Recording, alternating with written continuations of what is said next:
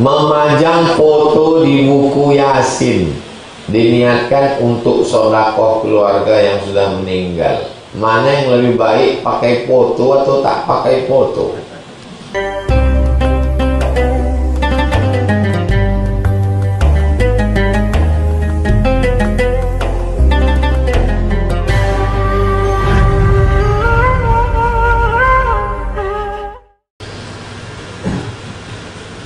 Kita lanjutkan tanya jawab. Sudah jam 6:17. Tak ini dalam siga bika seperti itu. Oh muslimun. Nanti kita bahas hadis yang ke-100.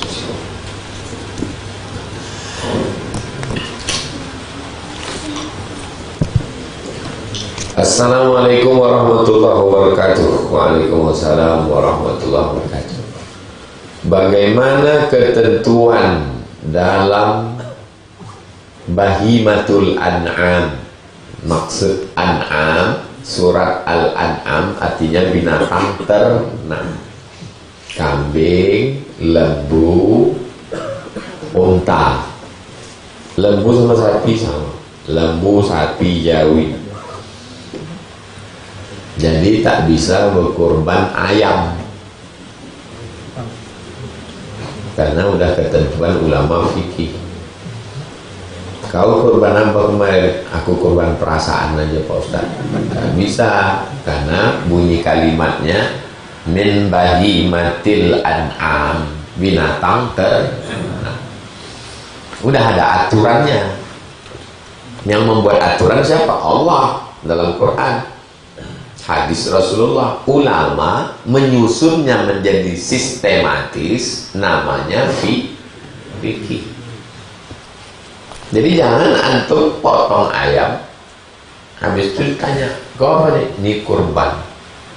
Tapi ini tak ada aturannya dalam ulama fikih. Yang tahu hati kita Allah. Tak bisa begitu. Agamanya ada aturannya. Tapi ini aturan yang dibuat manusia. Imam ahli fikih, Imam Hanafi, Imam Maliki, Imam Syafi'i, Imam Hambali, itu tidak membuat-buat. Mereka menyusun secara sistematis. Jadi jangan dianggap ulama itu membuat-buat. Kalau membuat-buat itu bid'ah namanya. Apakah kuda ternak bisa dijadikan kurban Pak Ustadz? Antum berkurban saking kayanya tuh rusa, berkurban dia rusa, maka rusa bukan ternak. Tapi ada orang ternak rusa Pak Ustaz. Yang dimaksud di sini adalah urf. Makanya dasar pengambilan itu 10. Quran, hadis, ijma', qiyas, syar'u man qablana, qaulus sahabi, istishab, Jadi yang menurut urf ternak itu kambing, lembu, unta. Kerbau masuk dikiaskan karena orang beternak juga. Kuda Pak Ustadz ikhtilaf. Bagi yang membolehkan makan kuda, tapi ada yang mengharamkan kuda. Kenapa kuda itu haram? Karena kuda sebagai alat perang. Kalau kuda disembelih habis, gimana perang melawan kafir musyrik? Kan masih ada mobil. Ini planet bumi. Ada satu meteor sedang mendekati bumi. Meteornya ini terbuat dari magnet. Begitu dia lewat mendekati bumi, maka semua besi ditariknya. Lalu kemudian padam, dunia ini gelap. Kenapa? Pemadaman bergilir. Karena semua kabel-kabel listrik dengan tiang-tiang listrik ditariknya. Balik lagi kita macam zaman batu. Satu teori mengatakan begitu. Belum ada lagi apakah meteor sudah dekat. Allah alam besok. Tak ada kipas angin, tak ada handphone. Di dalam handphone ini ada besi, tertarik semua. Jadi saya yang bergigi besi ni Pak Ustaz, kita tarik gitu.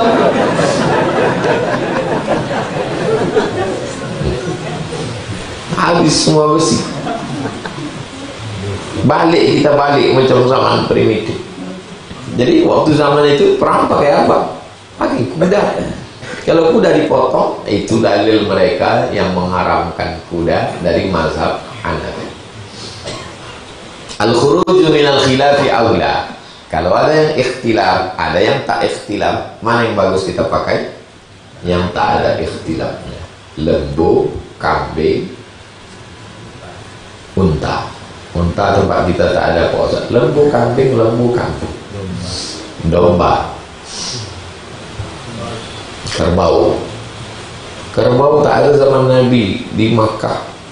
Di Mesir banyak kerbau. Jamus nama Pak. Kerbau.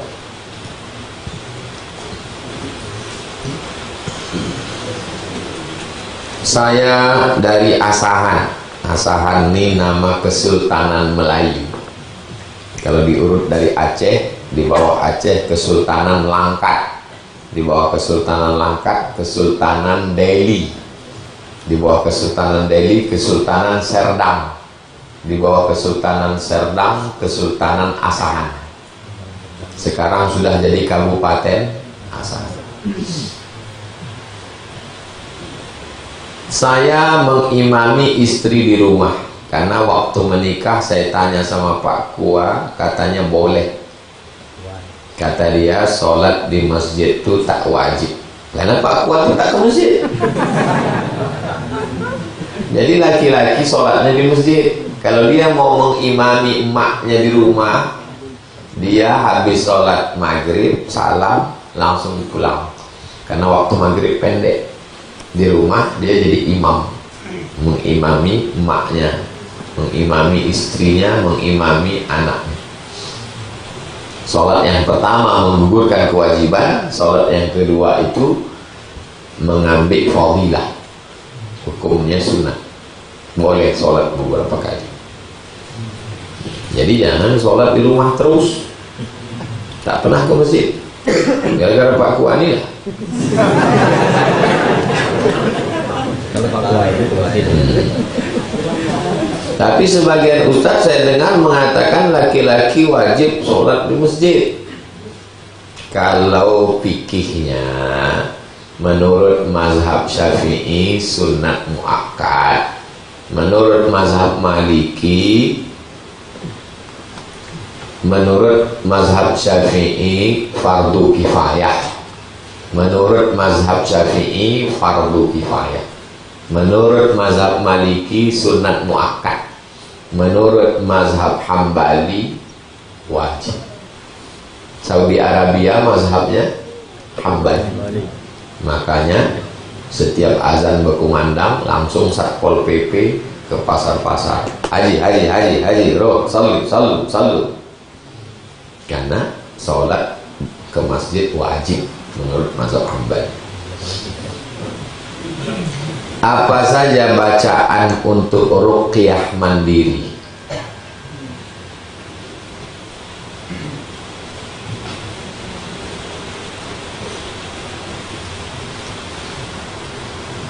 Ruqyah mandiri.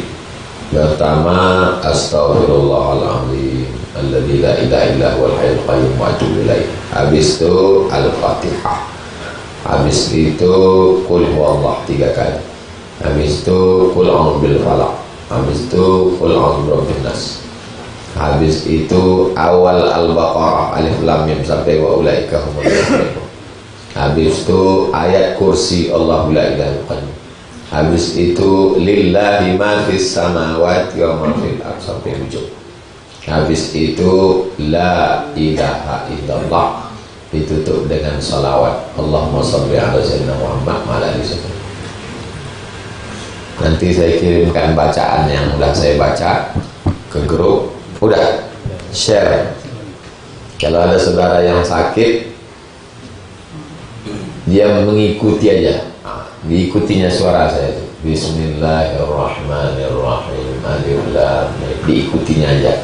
Habis subuh, habis maghrib, mau tidur malam, dibuat dalam bentuk MP3, diulang-ulang tak putus, masuk ke dalam speaker. Anak kecil, orang tua, orang yang kerasukan, yang diganggu jin, itu 10 bacaan minimalis. Apa yang menyebabkan orang malas beribadah? Pertama, fisik. Kedua, mental. Fisik, kurang gizi, bawaannya lemas.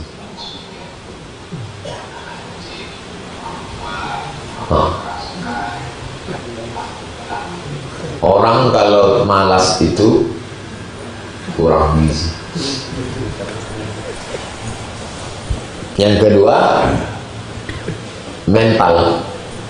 Dianggapnya rajin-rajin pun kita beribadah, gini juga nasib kita, barulah santai aja, aktif-aktif kali nanti mati juga nya. Nah itu mentalnya udah kena mental ya. Itu maka rumah sakit jiwa Tampang itu besar sekarang untuk menampung dia lah. Dulu rumah sakit itu kecil, sekarang besar untuk persiapan 2024. Menampung orang yang sakit-sakit mental. Jadi semakin maju teknologi zaman dunia ini, mental orang makin sakit. Penyakit mental ini disembuhkan dengan agama. Maka orang dibuat bersemangat terus, bangun pagi, mandi, sholat, zikir, semangat, kerja, cari nafkah, usaha, dapat duit, bangun masjid, sekolahkan anak yatim, buat sekolah gratis, semangat, ngaji. Jadi kalau ada orang yang lesu, letoy, loyo, lunglai, kasih dia makan ikan. Mungkin dia makan telur ayam aja, kurang gizi dia. Yang kedua, tapi badannya sehat Pak Ustadz, berarti mentalnya sakit. Maka betulkan mentalnya dengan ngaji. Ajak dia ikut pengajian Riyadhus Shalihin. Ayo, ajak dia, masukkan dia ke dalam grup pejuang subuh, masukkan dalam grup biker subuhan. Datang jam 4, pakailah knalpot yang hebat di depan rumahnya, gaskan depan pintu rumahnya. Begitu bangun dia buka pintu, tarik langsung sebelum dia balik ke kasurnya. Ajak dia pengajian. Ustadz jelaskan bagaimana pentingnya belajar memperbaiki bacaan Al-Quran. Salat tidak sah kalau tidak betul bacaan Al-Fatihah. Maka perbaiki bacaan Al-Fatihah. YTWU sudah membuat bacaan Al-Fatihah bersanad. Bagi yang sudah ikut, bagi yang belum, tanya Ustadz Anwar, latihan. Tahsin untuk anak-anak di TK Az-Zahra habis maghrib. Untuk emak-emaknya bersama Ustazah Fatimah. Untuk bapak-bapak ikut program YTWU. Kapan membuat tahsin?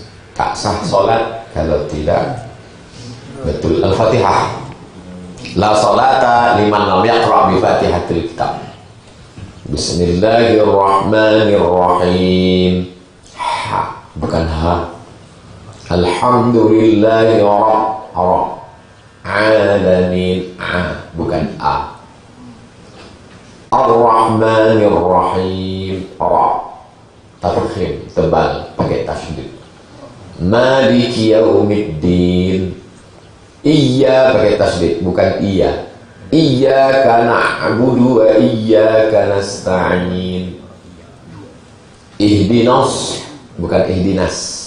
Ihdinas shad. Ihdinas siratal mustaqim. Banyak sangkut. Shad, ra, ta, qaf. Mustaqim. Mustaqim. Pula mustaqim. Kau tak betul bacaan kau ini, bukan mustaqim. Yang penting hati kita bersih, Ustaz. Menyalah kawan. Siratal ladzina, bukan za. Siratal ladzina an'am, bukan an'am. Siratal ladzina an'amta 'alaihim ghairil ra-nya tipis, ghairil bukan ghairil. Ghairil maghdubi 'alaihim waladdallin. Diluruskan Al-Fatihah. Habis itu baru ayat-ayat.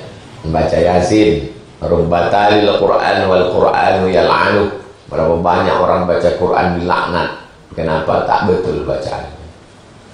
Alhamdulillah saya tak pernah salah Pak Ustaz. Kenapa? Saya tak pernah baca Quran. Nah, itu yang paling salah lagi. Bagus salah karena latihan. Nah, jadi intinya jangan malu ikut kelas tahsin. Tak ada alasan orang rimbo panjang tak bisa tahsin. Tahsin anak-anak maghrib ke isya, tahsin ibu-ibu ada jadwalnya di Ma'had Az-Zakat. Orang yang menghafal Quran tahsin dulu, karena kalau tak tahsin menghafal Quran hafalannya kacau, memperbaikinya susah. Tahsin dulu, setelah tahsin baru, karena kalau langsung menghafal Quran itu memperbaikinya lebih susah daripada menghafal Quran, karena udah kacau duluan. Macam membuat bangunan yang rusak, hancurkan dulu bangunan lama baru buat bangunan baru. Menghafal Quran mesti tahsin dulu. Misalnya saya tidur jam 11 siang, terus bangunnya azan maghrib, apakah saya qadha setelah maghrib atau esok pas setelah sholat subuh? Man taraka sholata muta'ammidan, siapa yang meninggalkan sholat secara sengaja, faqad kafara, maka kafirlah dia. Kalau sengaja dia tidur jam 11, sengaja dia tidur jam 11, bangun dia maghrib, maka dia matinya mati kafir, kafara jihar. Tapi kalau dia baru pulang dari rumah sakit, disuntik orang di rumah sakit, suntiknya itu ada campuran bius, tiba-tiba pas terbangun azan maghrib, maka sholatnya yang tinggal tadi di qadha-nya. Afdalnya qadha maghrib di waktu maghrib. Tapi kalau mau di qadha-nya zuhur, asar, maghrib di waktu isya, qadha-nya sah. Dalilnya mana? Nabi mengqadha sholat sehari ketika perang Khandaq, perang Ahzab, saking sibuknya menghadapi kafir musyrik. Saya pun Pak Ustaz sibuk betul melawan musuh ini sampai tak sholat. Apa sibuk kau? Game online. Tak bisa. Jangan sampai meninggalkan sholat. Inna awwala ma yuhasabu bihil abdu yawmal qiyamah, yang pertama kali dihisab, dihitung, dikira nanti hari kiamat, sholatuhu, sholat. As-sholatu imaduddin, sholat tiang agama. Mencari suami yang dicari adalah yang pertama sholat. Mencari istri yang dicari adalah istri yang sholat. Kalian yang belum nikah, cari bini yang sholat. Kalau sampai dapat kalian bini tak sholat, alamat anak kalian tuyul, karena bini kalian sundil bolong. Kalian yang gadis-gadis, cari laki yang sholat. Kalau sampailah dapat kalian laki yang tak sembahyang, oh, tak satu dua ibu-ibu yang kaya-kaya yang mengadu, mengeluh laki tak sembahyang. Artis bercerai gara-gara laki tak sembahyang. Na'udzubillah.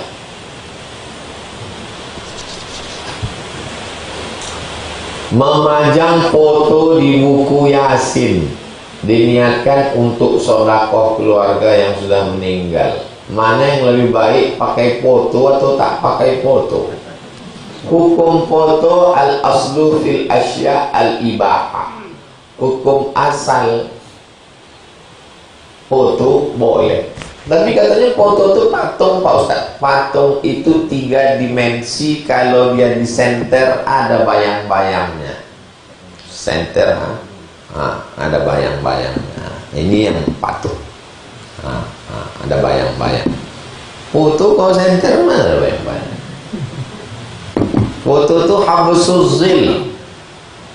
Habsu menahan, zil bayang-bayang cahaya. Saya tahan bayang-bayang cahaya. Ini sekarang nih saya tahan cahaya antum. Saya tahan bayang-bayang cahaya. 1, 2, 3. Itu menunjukkan foto bukan patung, karena dia cahaya yang tertahan, makanya bukan patung. Jadi kalau masalah foto ini, hukum fotonya itu dikaji duluan. Orang yang mengatakan tak boleh foto dipasang itu karena dia menganggap foto itu patung. Itu maka waktu acara Isra Mi'raj Maulid Nabi suruhnya copot foto Ustaz Somad. Ini pertama, dia menganggap foto itu patung. Yang kedua, dia memang kalah ganteng dengan saya tengoknya sakit hati dia kan. Coba takut dia. Jadi hukum asalnya foto bukan patung. Foto itu menjadi haram kapan? Karena efek fotonya. Foto binian tuh waktu nikah sebelum hijrah, pas di pelaminan tak bertudung antum pasang di ruang tamu, itu haram. Karena semua tamu akan menengok. Kalau antum ke rumah saya tak ada foto mak saya, foto mak Ustaz mana di atas, cuma aku sama keluarga yang nengok. Foto bini tak ada. Foto saya tak ada. Hanya lukisan tangan orang. Foto di atas. Jadi hukum foto bukan patung. Lalu antum cetak surat Yasin. Apa dalil mencetak Yasin? Inna mimma yalhaqul mu'min min amalihi wa hasanatihi. Di antara yang mengalir sesudah orang meninggal, mushafan warathahu, mewakafkan mushaf. Jadi yang paling afdal buatkan mushaf Al-Quran 30 juz. Waktu mak saya meninggal, saya cetak 5.000, kirim seluruh pesantren di Indonesia, dari Sabang sampai Papua, diposkan. Ada dapat? Saya tulis itu. Kalau tak sanggup, cetakkan 10, bagikan ke pesantren, ke masjid, di rumah. Jangan bagi semua, sampai rumah pun tak ada. Ya, di rumah, anak, bini kasih untuk mengenang almarhum. Tak juga sanggup, itulah dicetak Yasin, karena lebih tipis, lebih murah. Ustaz Somad, ini surat Yasin Masjid Ar-Rahman 50 ngasih saya setelah pasar Sail. Saya tengoklah surat Yasin. Loh, ini jamaah kita yang selalu hadir dulu waktu pertanyaan di masjid. Iya Pak, meninggal dia. Iya Pak Ustaz. Apa tak kalian kasih tahu saya? Itulah tak sempat saya kasih tahu Pak Ustaz. Saya tahunya meninggal gara-gara foto itu lah. Karena banyak kita tahu nama orang, tapi kita tak tahu mukanya. Uas meninggal gitu. Rupanya Ustadz Asep Supriyatna.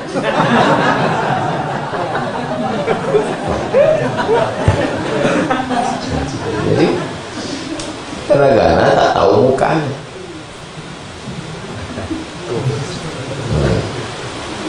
Jadi kalau ada ibu bapak mau mencetak, tengok, kadang kita sama-sama pengajian, muka tahu, nama tak tahu, nama tahu, muka tak tahu.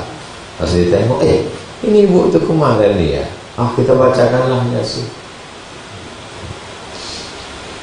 Kertas terakhir. Bagaimana seorang makmum yang berimam pada imam yang kunut? Kunut itu pakai ta. Kunut. Ini pakai d. Kunut. Kunut itu pakai ta. Kunut. Tapi dia tak mengangkat tangannya. Apakah hal itu termasuk mufaraqah karena tidak mengikuti imam? Sedangkan imam itu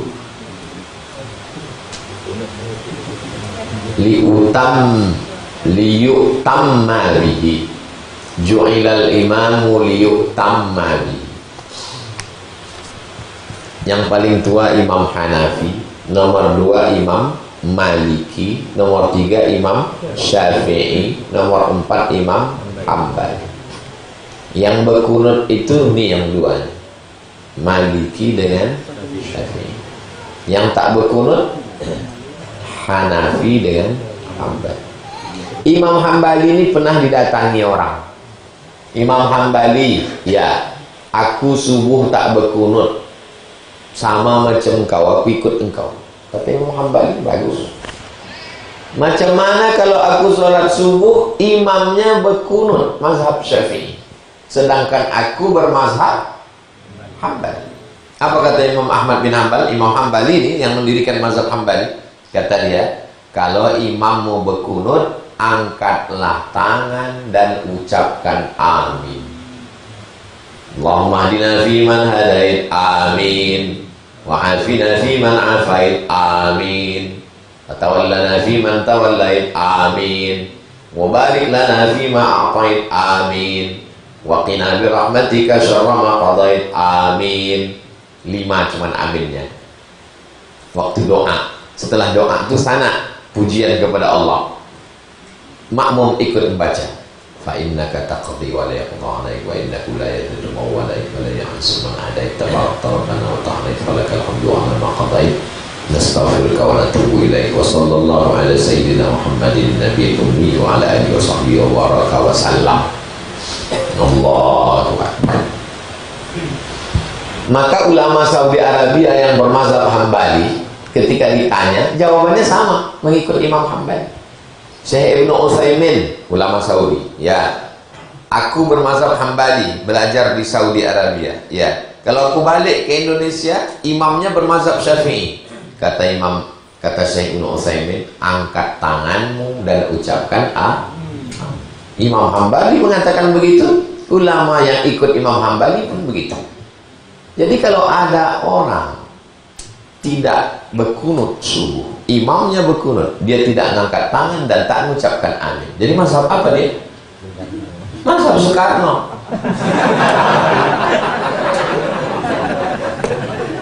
Yang Bung Karno sendiri pun belum tentu macam itu. Dia tak pernah belajar kepada Bung Karno, cuman pernah jumpa waktu umur 5 tahun. Itu aja. Mazhab bonga. Makanya mengaji. Kalau ngaji dia dengan ulama mazhab Hambali, pasti kata gurunya itu ikuti Imam Hambali. Angkat tangan dan ucapkan amin. Kalau tak diangkatnya tangan, tak diucapkannya amin, apakah dia mufaraqah? Tergantung niatnya. Kalau dia niat dia mufaraqah, dia udah berpisah dengan imam. Tapi kalau niat dia tidak mufaraqah, dia tidak masuk mufaraqah, karena mengangkat tangan dan mengucapkan amin itu adalah sunnah, bukan rukun, bukan wajib. Ketika menjadi imam sholat subuh, lupa doa qunut, apakah mesti sujud sahwi? Saya takut jika dibuat menjadi fitnah. Mazhab Syafi'i, kalau lupa qunut maka sujud sahwi. Makmumnya ikut imam. Tapi yang lupa kan imam. Saya kan tak lupa Pak Ustaz, karena kau jadi makmum. Imam mau sujud, kau ikut sujud. Tapi kalau imam kau kentut, kau tak ikut kentut, karena sholat dia batal. Maka imam sujud saat baca ayat sajadah, nama sujudnya tilawah, ikut. Imam sujud sahwi, lupa dia. Allahu Akbar. At-tahiyatul mubarakatuh salawatut thayyibatullah. Assalamualaikum ya Nabi wa rahmatullahi wa barakatuh. Assalamualaikum wa rahmatullahi wa barakatuh. Asyhadu an la ilaha illallah wa asyhadu anna rasulullah. Allahumma shalli ala sayyidina Muhammad wa ala ali sayyidina Muhammad. Wa shallaita ala sayyidina Ibrahim wa ala ali sayyidina Ibrahim. Allahumma barik ala sayyidina Muhammad wa ala ali sayyidina Muhammad. Wa barakta ala sayyidina Ibrahim wa ala ali sayyidina Ibrahim fil alamin innaka Hamidum Majid. Allahumma ighfir li ma qaddamtu wa ma akhartu wa ma asrartu wa ma a'lantu wa ma asrartu wa ma anta a'lamu minni antal qadim wa antal muakhir la ilaha illa anta subhanaka inni kuntu minadh dhalimin. Allahumma inni a'udzubika min adzabi jahannam min adzabil qabri wa min fitnatil mahya wal mamat wa min syarri fitnatil masiihid dajjal. Allahumma a'inni ala dzikrika wa syukrika wa husni ibadatik. Habis itu sujud sahwi. Allahu akbar. Subhana man la yanamu wa la yashu. Kalau tak hafal subhana rabbiyal a'la wa bihamdih sama 3 kali. Allahu akbar dulu. Sujud lagi. Allahu akbar. Subhana man la yanamu wa la yashu. Habis itu duduk salam. Assalamualaikum warahmatullahi. Assalamualaikum warahmatullahi. Imam ini baca doa kunut lupa. Habis tasyahud sujud sahwi pun lupa juga. Salam dia. Assalamualaikum warahmatullahi. Assalamualaikum warahmatullahi. Datang makmum mengingatkan, Pak Imam, kau lupa 2 kali. Lupa baca kunut, lupa sujud sahwi. Habis itu balik dia bertanya, kalau itu aku sujudnya 4 kali.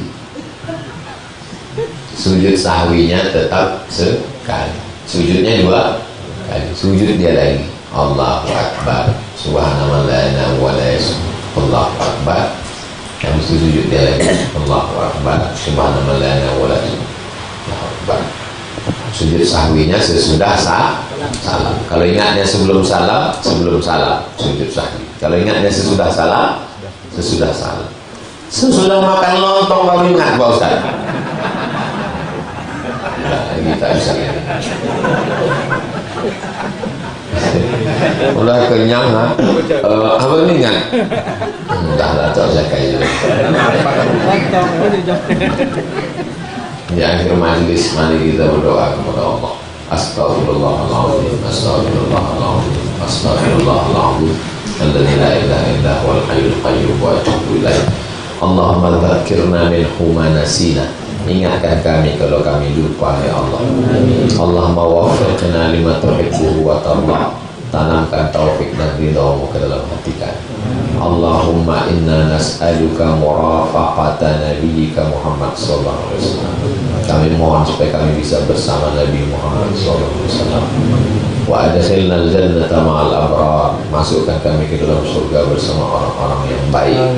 Allahumma tahhir qulubana, sucikan hati kami dari segala penyakit hati ya Allah. La tuzigh qulubana, jangan palingkan hati kami. Rabbana hab lana minas shalihin, jadikan anak kami anak-anak yang saleh dan salehah. Rabbana ighfir lana dzunubana, ampunkan dosa kami, wa li abaina, ayah kami, wa li ummahatina, mak kami, wa li azwajina, pasangan hidup kami, wa li dzurriyyatina, anak cucu keturunan kami, wa liman hadarana, semua yang hadir di majlis kajian Riyadhus Shalihin ini ya Allah. Sahih ajsadana, yang sakit-sakit berikan kesembuhan, kesehatan. Wasi' arzaqana, lapangkan rezeki kami supaya kami bisa berzakat, berinfak, bersedekah. Hasil maqasidana, sampaikan, hasilkan segala maksud niat baik kami. Waqtim bis salihati a'malana, tutup amal kami dengan husnul khatimah. Rabbana atina fid dunya hasanah wa fil akhirati hasanah wa qina adzabannar. Wassallallahu ala sayyidina Muhammad wa ala alihi wasallam. Alhamdulillahi rabbil alamin. Al-Fatihah. A'udzu billahi minasy syaithanir rajim. Bismillahirrahmanirrahim. Alhamdulillahi rabbil alamin. Arrahmanir rahim. Maliki yaumiddin.